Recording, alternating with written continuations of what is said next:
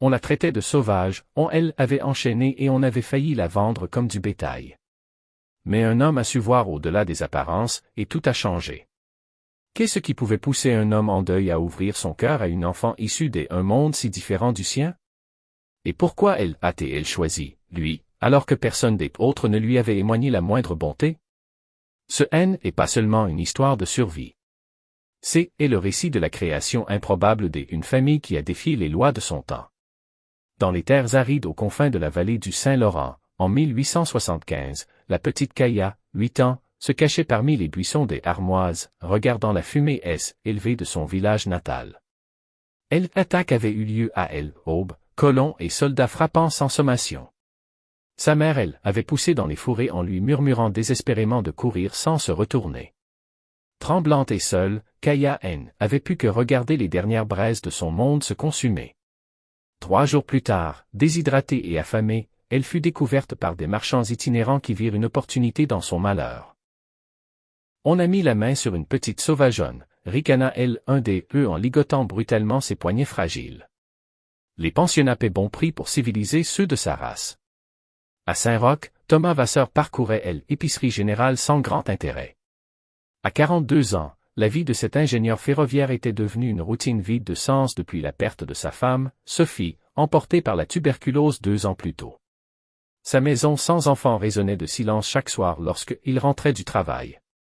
J et une marchandise spéciale au jour de lui, murmura l'épicier à oreille de Thomas. Une petite indienne, 8 ou 9 ans. Pour elle, école ou comète domestique, si ça vous intéresse. Vaut mieux ça que de la laisser courir les bois. Thomas suivit homme à contre-cœur vers une arrière-salle où Kaya était recroquevillée dans un coin, le visage barbouillé de terre, le regard défiant malgré la peur. Leurs yeux se croisèrent, les siens remplis d'une reconnaissance inattendue un chagrin partagé, les siens brûlants de méfiance. « Comment t'appelles-tu, mon enfant » demanda doucement Thomas, utilisant quelques mots de dialecte appris auprès des ouvriers autochtones du chemin de fer. Kaya resta silencieuse, mais quelque chose dans ce ton, si différent des voix dures qu'elle avait entendues depuis sa capture, la fit lever la tête. « J'ai perdu ma famille, moi aussi, » dit-il simplement, lui montrant un médaillon avec le portrait de Sophie.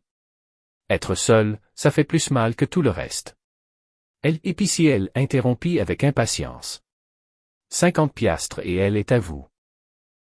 Un des autres la prendra si vous en voulez pas. Thomas ressentit une vague de dégoût face à cette transaction, mais il comprit la réalité de la situation. Soit il payait cet homme, soit quelqu'un aux intentions bien plus cruelles le ferait. Je la prends, dit-il fermement. Mais pas comme servante. Ce soir-là, dans la modeste maison de Thomas, à la lisière de la ville, Kaya était assise, rigide, à la table de la cuisine, attendant au pire malgré la douceur de cet homme blanc. « Tu es en sécurité ici, » dit Thomas en posant une assiette devant elle. « Je sais que tu ne comprends pas grand-chose à ce que je dis, mais je te promets que personne ne te fera de mal. » Lorsque les cauchemars la réveillaient en hurlant dans la petite chambre qu'il lui avait préparée, Thomas asseyait patiemment dans l'encadrement de la porte, sans approcher, simplement présent. Il fredonnait la même berceuse que sa femme aimait autrefois. Dès le lendemain matin, la fille de l'épicier arriva accompagnée des missionnaires locales. « Monsieur Vasseur, nous sommes venus chercher l'enfant pour emmener au pensionnat, » annonça la religieuse. « C'est pour son bien.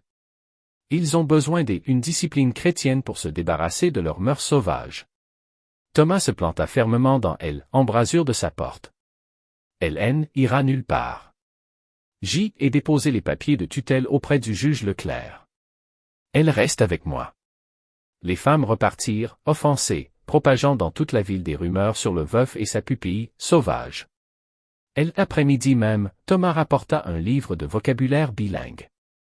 Il est assis à côté de Kaya, pointant des images et prononçant les mots dans les 2 langues. Pour la première fois, une lueur d'intérêt traversa le visage de l'enfant. Kaya, murmura-t-elle finalement en se désignant du doigt. C'était le premier mot qu'elle prononçait depuis son arrivée. Thomas sourit. Kaya, répéta-t-il. Moi, c'est Thomas. Il marqua une pause, puis ajouta doucement, pas père. Jamais pour remplacer ton père. Mais une famille, si tu veux bien de moi. Alors que le soleil se couchait sur les montagnes lointaines, Thomas resta sur le porche, regardant Kaya explorer timidement le petit jardin. Il savait que la route serait difficile. Les préjugés de la ville, le traumatisme de elle enfant, le fossé culturel entre eux. Mais à cet instant, en la voyant arrêtée pour examiner une fleur sauvage avec curiosité plutôt qu'avec peur, il ressentit quelque chose que Hélène avait plus éprouvé depuis la mort de Sophie. Espoir. Kaya se retourna vers lui, expression encore gardée, mais vide de terreur. C'était un début, fragile comme la fleur qu'elle venait de trouver, mais un début tout de même. 6 mois étaient écoulés depuis que Thomas avait accueilli Kaya.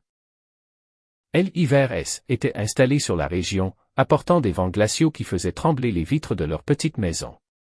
À l'intérieur, Thomas était assis à la table de la cuisine, ses doigts calleux tenant maladroitement un crayon tandis que Kaya pointait différents objets dans la pièce.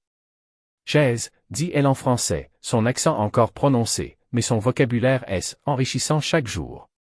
Bien, opina Thomas, notant le mot dans son carnet à côté de son équivalent dans la langue de Kaya. Leur rituel du soir était devenu sacré pour tous les deux. Cet échange silencieux de langues jetait un pont sur le vaste fossé qui séparait leur monde. Kaya continua, touchant la vieille Bible sur l'étagère. Lorsque qu'on frappa à la porte, interrompant leur leçon, Thomas vit Kaya se tendre immédiatement. Malgré des mois de sécurité, elle craignait toujours qu'on vienne enlever. L'hostilité de la ville restait une barrière invisible autour de leur foyer.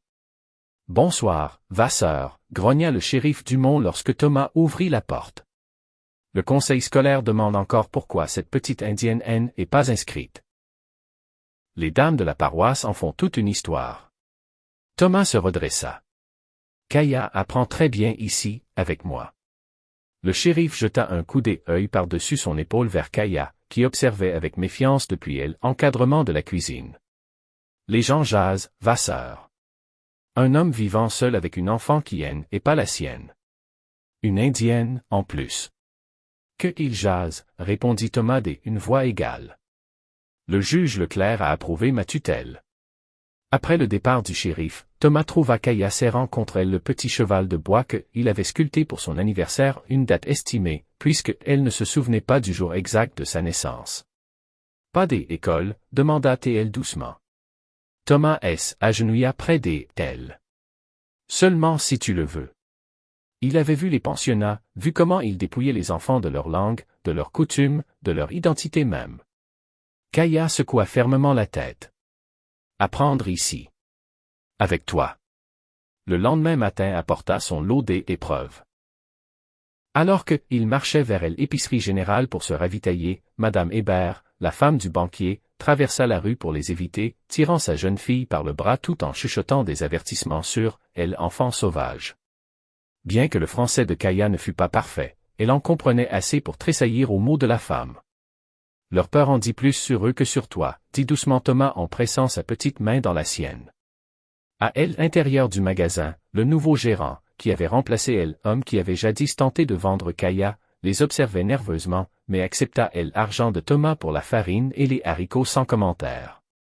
Un progrès, aussi minime fut-il. Ce est qu'en atteignant la sortie de la ville que les vrais ennuis commencèrent. 3 garçons, fils de notables, leur barrèrent la route, jetant des cailloux sur Kaya. Sale sauvage. Nargua le plus âgé. Mon père dit que les tiens ont scalpé son cousin. Thomas avança pour la protéger, mais à sa grande surprise, Kaya se plaça à ses côtés plutôt que derrière lui. Pas sauvage, dit-elle clairement, la voix stable malgré sa peur. Je appelle Kaya. La dignité simple de sa posture réduisit les garçons au silence un instant, permettant à Thomas et Kaya de passer. Thomas ressentit une montée de fierté mêlée de tristesse. Fierté pour son courage. Tristesse qu'elle ait besoin d'une telle bravoure à seulement 9 ans. Ce soir-là, alors que la neige commençait à tomber derrière la fenêtre, Kaya posa enfin la question que Thomas redoutait. Pourquoi, il déteste mon peuple? Thomas posa la chemise qu'il raccommodait et réfléchit à la manière d'expliquer des générations de violence, de peur et d'incompréhension à une enfant. Certains craignent ce qu'ils ne comprennent pas, commença-t-il avec précaution. Et la peur peut rendre les gens cruels. Toi, pas peur? Je l'ai été, autrefois, admit-il. Avant de travailler sur le chemin de fer avec des hommes de ton peuple, avant d'apprendre leurs mots et leurs histoires. Avant de te rencontrer. Kaya hocha la tête, pensive, puis récupéra quelque chose sous son lit, une petite bourse en peau de daim brodée de perles. Elle ouvrant, elle en sortit un ours de pierre sculpté, poli par des générations de mains. Mère a donné, expliqua-t-elle, le regard lointain, perdu dans ses souvenirs. Pour protection. Pour courage. Elle le tendit à Thomas. Pour toi maintenant. Thomas sentit sa gorge se serrer. Non, Kaya. C'est est à ta famille, c'est est à mémoire. Elle secoua la tête fermement. Toi famille maintenant aussi. Plus tard cette nuit-là, alors que Kaya S. était endormie, Thomas S. l'installa près de elle pour écrire une lettre à son frère Henri, un avocat respecté de Montréal dont les relations pourraient aider à assurer l'avenir de la petite si jamais il devait lui arriver malheur. Il y glissa une photographie qu'ils avaient fait prendre à la ville, Kaya, assise raidement dans sa robe neuve, et Thomas debout derrière elle, une main protectrice posée sur son épaule. Elle est ma fille à tous les égards qui comptent, écrivit-il. Mais cette ville ne acceptera jamais pleinement. Si la nécessité est en fait sentir, je te fais confiance pour veiller à ce qu'elle ne soit pas envoyée dans les pensionnats du gouvernement. Au moment de sceller l'enveloppe, Thomas entendit Kaya crier dans son sommeil. Encore un cauchemar. Se glissant silencieusement vers sa chambre, il commença à fredonner la berceuse qui semblait toujours apaisée. Mais ce soir-là, au lieu de rester assis dans l'embrasure de la porte, il se vit invité à entrer par une petite main tendue. Reste, chuchota-t-elle. Thomas S. assis au bord du lit, poursuivant la mélodie jusqu'à ce que la respiration de l'enfant se régularise. Tandis que les flocons de neige dansaient derrière la fenêtre, il réalisa que quelque chose avait changé entre eux. La confiance, si difficile à bâtir, était muée en quelque chose de plus profond. Un lien qui transcendait le sang et la race, effaçant les frontières artificielles qui séparaient leur monde. Dors bien, ma fille, murmura-t-il dans la langue de ses ancêtres à elle, utilisant les mots qu'elle lui avait soigneusement enseignés. Dans son sommeil, Kaya sourit. Printemps 1880. Le paysage de la vallée S était paré de fleurs sauvages, éclaboussant les terrains habituellement poussiéreux de touches de jaune et de violet. 5 années étaient écoulées depuis que Thomas avait ramené Kaya à la maison. À 13 ans, elle se déplaçait avec une assurance tranquille dans le jardin qu'ils avaient cultivé ensemble derrière la maison. Les carottes ont besoin de plus de temps, lança-t-elle à Thomas dans un français parfait, bien qu'il parlasse souvent son dialecte natal à la maison. Ses longs cheveux noirs étaient tressés dans son dos, et elle portait une simple robe de calicot avec des mocassins qu'elle avait confectionnés elle-même, mélange délibéré de ces deux mondes. Thomas leva les yeux du poulailler qu'il réparait. À 47 ans, argent striait ses cheveux autrefois bruns, et les rides autour de ses yeux étaient creusées. Des années à défendre leur famille peu conventionnelle contre les préjugés de la ville avaient laissé des traces, mais voir Kaya épanouir rendait chaque bataille digne d'être menée. Monsieur Vasseur. Une voix juvénile interrompit leur matinée paisible. Guillaume, le fils du télégraphiste, arrivait en courant sur le sentier. Papa M. a envoyé vous chercher. Un télégramme urgent de Montréal. Thomas sentit un frisson malgré la douceur de vers. Son frère N. avait pas envoyé de télégramme depuis près d'1 an. Reste avec Kaya, dit-il à Guillaume, dont la famille était peu à peu devenue leur allié au village. Je reviens vite. Au bureau du télégraphe, le père de Guillaume lui tendit le message sans croiser son regard. Désolé, Thomas. Le papier jaune tremblait dans les mains de Thomas tandis qu'il lisait. Astérisque frère Henri Vasseur décédé subitement. Stop. Funérailles samedi. Stop. Présence requise pour lecture testament. Stop. Répondez urgence. Stop. Astérisque Thomas S. appuya lourdement contre le comptoir. Henri, sa seule famille en dehors de Kaya, son défenseur lointain, partit sans prévenir. La perte le frappa vivement, mais les soucis pratiques suivirent immédiatement. Hélène avait pas quitté Kaya depuis que il avait ramené. Hélène avait jamais voyagé avec elle au-delà de Saint-Roch. Lorsque il rentra, Kaya sut immédiatement que quelque chose n'allait pas. Elle était devenue très perceptive à ses humeurs, capable de lire le chagrin dans sa posture avant même qu'il ne prononce un mot. Quelqu'un est mort, dit-elle simplement, essuyant la terre du jardin de ses mains. Thomas hocha la tête, expliquant ce qui était arrivé à son frère alors que il s'asseyait sur les marches du porche. Je dois aller à Montréal, conclut-il. Pour l'enterrement et pour régler des affaires légales. Le visage de Kaya resta composé, mais ses doigts tordaient nerveusement son tablier. Combien de temps? 2 semaines, peut-être 3. Thomas vit la compréhension naître sur son visage. Tu emmène avec toi, dit-elle, une affirmation plutôt qu'une question. Oui. Thomas avait déjà pris sa décision. Tu es ma fille. Où je vais, tu vas. Ce soir-là, alors que Kaya emballait ses plus beaux vêtements, Thomas rendit visite au juge Leclerc, qui avait soutenu leur famille depuis le début. Le vieux magistrat écouta pensivement les inquiétudes de Thomas concernant le voyage vers la grande ville avec Kaya. Les mentalités ne sont pas bien différentes là-bas, Thomas, prévint-il. Peut-être plus sophistiquées dans leur expression, mais non moins blessantes. Et la haute société montréalaise a ses propres hiérarchies rigides. Elle est plus forte que il ne le pense, répliqua Thomas. Plus forte que je ne elle était à son âge. Le juge Leclerc hocha la tête, rédigeant des papiers officiels confirmant la tutelle de Thomas, valide dans toute la province. Cela devrait aider, bien que ça ne changera pas le cœur des gens. Le voyage en train marqua la première véritable incursion de Kaya dans le vaste monde. Thomas la regardait tout absorbé, les paysages changeant, les villes de plus en plus peuplées à mesure qu'ils approchaient de la métropole, les regards curieux et souvent hostiles des autres passagers. Lors d'une correspondance dans une gare animée, une dame âgée approcha au restaurant de L-Hôtel. Est-ce une de ces enfants indiennes des écoles de L-Ouest, demanda T.L. à Thomas, parlant comme si Kaya n'était pas présente. Avant que Thomas ne puisse répondre, Kaya regarda la femme droit dans les yeux. Je appelle Kaya Vasseur. Je suis de mon peuple et Monsieur Vasseur est mon père. Je ne vais à aucune école, mais j'y apprends à la maison. Voulez-vous m'entendre réciter du Victor Hugo? C'est mon préféré.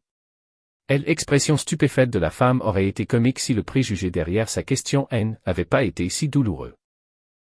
Elle battit en retraite sans un autre mot. Tu n'étais pas obligé de lui répondre, dit doucement Thomas. Kaya but son thé avec un calme remarquable. Tu as appris à dire la vérité clairement. Et je l'eus tort? Thomas sourit malgré ses inquiétudes. Non, jamais tort. Montréal les accueillit avec un ciel gris et une pluie persistante. La demeure de pierre grise des Henry, dans le quartier cossu, se dressait, imposante et sombre, à leur arrivée en calèche. La gouvernante qui leur ouvrit ne put cacher son choc face à la présence de Kaya, mais les conduisit à leur chambre sans commentaire. Les funérailles, le lendemain, firent peser sur eux tout le poids du jugement de la bonne société. Alors que Thomas et Kaya étaient assis au premier rang, des murmures parcouraient l'église comme le vent dans les herbes hautes. Astérisque une fille des bois. Vous imaginez? Pauvre Henri. Qu'en aurait-il pensé? Astérisque Kaya se tenait le dos droit dans sa robe noire, le regard fixe, sa dignité intacte malgré les chuchotements.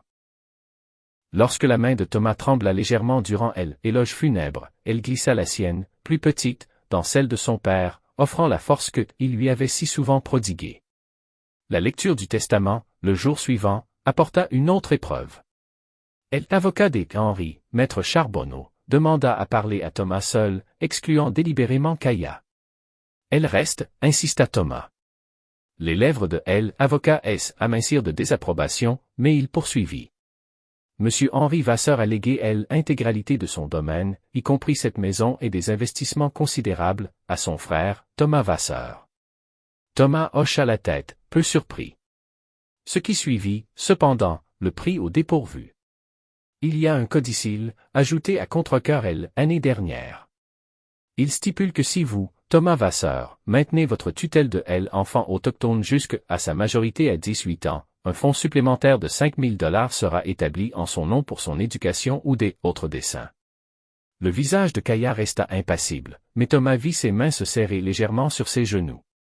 Mon frère était un homme bon, dit simplement Thomas. Certes. Cependant, Monsieur Vasseur, baissa la voix Charbonneau, maintenant que vous avez hérité de cette fortune significative, vous pourriez envisager des arrangements plus appropriés pour la fille. Il existe des excellents pensionnats religieux, ma fille reste avec moi, elle interrompit Thomas, la voix tranchante comme elle, acier. Et nous retournerons chez nous après avoir réglé les affaires de mon frère. Plus tard, seul dans le bureau des Henry, Thomas trouva une lettre adressée à son nom, tracée de L, écriture familière de son frère. À L l'intérieur se trouvait une seconde enveloppe, scellée, portant simplement L inscription, astérisque pour Kaya, quand elle sera prête. Astérisque Thomas la fit appeler et lui tendit le pli cacheté. De la part de ton oncle Henri. Je ne savais pas qu'il avait préparé cela. Kaya elle ouvrit avec précaution, lisant lentement, son expression passant de la curiosité à la stupéfaction. Il écrit qu'il était fier de avoir pour nièce, dit elle, la voix brisée par elle émotion. Qu'il parlait à ses amis de mes progrès en langue et en mathématiques. Il ne a pourtant jamais rencontré. Il te connaissait à travers mes lettres, expliqua Thomas. Et il croyait, tout comme moi, que tu mérites toutes les opportunités qu'un enfant devrait avoir. Ce soir-là, alors que la pluie battait les carreaux de la grande maison bourgeoise, si différente de leur simple foyer, Thomas trouva Kaya assise sur le rebord de la fenêtre de sa chambre, contemplant la ville inconnue. « Veux-tu rester ici » demanda Théil doucement. « Nous le pourrions. Cette maison est à nous désormais. Tu pourrais aller à l'école, avoir des avantages que je ne peux pas t'offrir à la campagne. » Kaya se tourna vers lui, ses yeux reflétant une sagesse bien au-delà de ses 13 ans. Notre maison est là où nous l'avons bâtie, répondit-elle simplement. Là où est le jardin, là où les gens ne nous acceptent peut-être pas toujours, mais où nous savons qui nous sommes. Thomas sentit son cœur gonfler de fierté. En 5 ans, elle enfant effrayé était devenue une personne d'une clarté inébranlable sur sa place dans le monde. Et puis, ajouta-t-elle avec un petit sourire, qui occuperait des carottes. Lorsqu'ils préparèrent leur retour une semaine plus tard, Thomas réalisa que l'héritage des Henry n'était pas seulement financier. C'était la reconnaissance de Kaya en tant que membre de la famille, une place qu'elle avait gagnée non par le sang, mais par les liens profonds qu'ils avaient tissés ensemble. Juin 1885. Le soleil pendait bas sur les montagnes, projetant de longues ombres sur la propriété Vasseur qui était agrandie au fil des ans pour inclure un plus grand potager, un petit verger et un atelier. Là, Thomas et Kaya fabriquaient des meubles dont la réputation commençait à dépasser les frontières de leur canton. Kaya, désormais âgée de 18 ans, se déplaçait avec une efficacité rodée alors qu'elle chargeait sa dernière création, un secrétaire aux gravures complexes, à l'arrière de la carriole. Ses doigts fins tracèrent les symboles ancestraux qu'elle avait intégrés au design, racontant des histoires de résilience et des harmonies à même le bois. « Tu es sûr que tu ne veux pas que je vienne » demanda Thomas, ses cheveux désormais entièrement argentés, la regardant avec un mélange de fierté et de nostalgie. Au cours de la décennie écoulée depuis qu'il avait ramené chez lui, elle était devenue une jeune femme remarquable, éduquée par leurs leçons à la maison, habile de ses mains et possédant une force tranquille qui forçait le respect, même chez ses anciens détracteurs. Les acheteurs de Québec ont spécifiquement demandé à rencontrer l'artisan, lui rappela-t-elle avec un sourire. Il est temps qu'ils apprennent que l'artisan est une artisane. Thomas hocha la tête, ajustant le bord de son chapeau. Ta mère aurait été fière, dit-il doucement, ne faisant pas référence à sa mère biologique, qu'ils honoraient lors de cérémonies privées, mais à Sophie, dont Kaya avait placé la photographie à côté de ours de pierre sur la petite étagère au-dessus de son lit.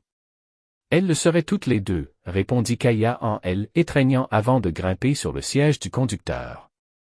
Alors qu'elle guidait le cheval vers la ville, Kaya réfléchit à la transformation des 10 dernières années. Le village hostile qui avait jadis considéré comme une sauvage avait progressivement, et à contre-cœur, fini par accepter sa présence. Pas avec la pleine égalité qu'elle méritait, mais avec une reconnaissance réticente de son intelligence et de son talent. L'atelier des ébénisteries avait considérablement aidé. Il était difficile de maintenir ses préjugés contre quelqu'un qui fabriquait les tables sur lesquelles on prenait ses repas en famille. En ville, Kaya dirigea l'attelage vers le magasin général des Lefebvre, désormais tenu par le fils du fondateur, Michel, revenu de ses études 2 ans plus tôt. À 23 ans, Michel avait rapporté avec lui des idées progressistes, aux grandes dames des anciens du village. Puis la heure. lança T-il en sortant pour elle aider avec le meuble. Leurs doigts effleurèrent lorsqu'ils soulevèrent le bureau, et Kaya remarqua la rougeur qui colorait les joues du jeune homme. Ces moments étaient devenus plus fréquents au cours des derniers mois. Les acheteurs seront là demain, dit Michel alors qu'ils installaient le secrétaire dans la vitrine. Je leur ai montré ton travail précédent quand ils sont passés le mois dernier. Ils étaient impressionnés. Leur as-tu dit qui elle a fait, demanda Kaya, connaissant déjà la réponse. Les yeux honnêtes de Michel rencontrèrent les siens. Elle t'ai fait. Ils étaient surpris, mais plus intéressés par la qualité que par l'identité du créateur. Un progrès, pensa Kaya. Petit, graduel, mais réel. Il y a autre chose, continua Michel, semblant soudain nerveux. L'École normale de Québec a répondu à ma demande de renseignement. Il lui tendit une enveloppe. Ils sont prêts à examiner ta candidature pour le programme de formation des maîtres. Le cœur de Kaya accéléra en ouvrant la lettre. Depuis des années, elle nourrissait le rêve de devenir institutrice, de créer une école qui honorait à la fois l'éducation occidentale et les traditions de son peuple. Thomas avait encouragé, utilisant une partie du fonds de oncle Henri pour compléter son instruction. Sous réserve d'un examen et d'un entretien en personne, lut-elle à haute voix. Le parcours unique de la candidate pourrait offrir une perspective précieuse. Elle leva les yeux vers Michel. Il envisage vraiment. Tu serais la première femme de ton peuple à y entrer, dit Michel. Ce ne sera pas facile. Rien de ce qui en vaut la peine et jamais, répliqua T.L., faisant écho à un des dictons favoris de Thomas. Ce soir-là, lorsque Kaya partagea la nouvelle avec Thomas au dîner, elle vit des émotions contradictoires traverser son visage buriné. La joie pour cette opportunité, l'inquiétude face aux défis à venir, et peut-être une touche de tristesse à l'idée de son départ. Je serai seulement à Québec, assura T.L. Je pourrai revenir pour les fêtes. Thomas tendit la main à travers la table pour saisir la sienne. Je n'ai jamais voulu te retenir. Depuis le jour où je t'ai ramené ici, je me suis promis de te donner des ailes, pas des chaînes. Plus tard cette nuit-là, incapable de trouver le sommeil, Kaya se glissa dehors pour s'asseoir sous les étoiles. Le hurlement lointain un loup lui rappela les histoires que sa mère biologique lui racontait, des histoires qu'elle avait lutté pour préserver, les notant dans un journal qui était devenu sa possession la plus précieuse. Elle entendit les pas familiers de Thomas avant qu'il ne s'installe près d'elle sur la marche du porche. Quand j'étais petite, dit-elle sans préambule, je pensais que les étoiles étaient les yeux des ancêtres veillant sur nous. Thomas hocha la tête. C'est une belle croyance. Je me demande parfois ce que mes parents penseraient de ma vie maintenant, poursuivit-elle. Comprendrait-il les choix que j'y ai faits, la personne que je suis devenue? Tu les honores chaque jour, dit Thomas simplement. En survivant, en t'épanouissant, en te souvenant. Ils restèrent dans un silence confortable jusqu'à ce que Thomas prenne la parole à nouveau. J'y ai quelque chose pour toi. J'y attendais le bon moment. De sa poche, il sortit un petit écrin de velours. C'était à Sophie. Elle aurait voulu que tu aies. À l'intérieur se trouvait un médaillon en argent. Simple mais élégant. Lorsque Kaya ouvrit, elle trouva une minuscule photographie de Thomas d'un côté. L'autre côté était vide. Pour ton avenir, expliqua Thomas. Quoi que tu choisisses y mettre. 2 semaines plus tard, Kaya se tenait sur le quai de la gare, son sac de voyage contenant ses quelques affaires, son journal et le médaillon désormais suspendu à son cou. Thomas se tenait près d'elle, le dos droit malgré ses 65 ans, déterminé à montrer de la force pour elle.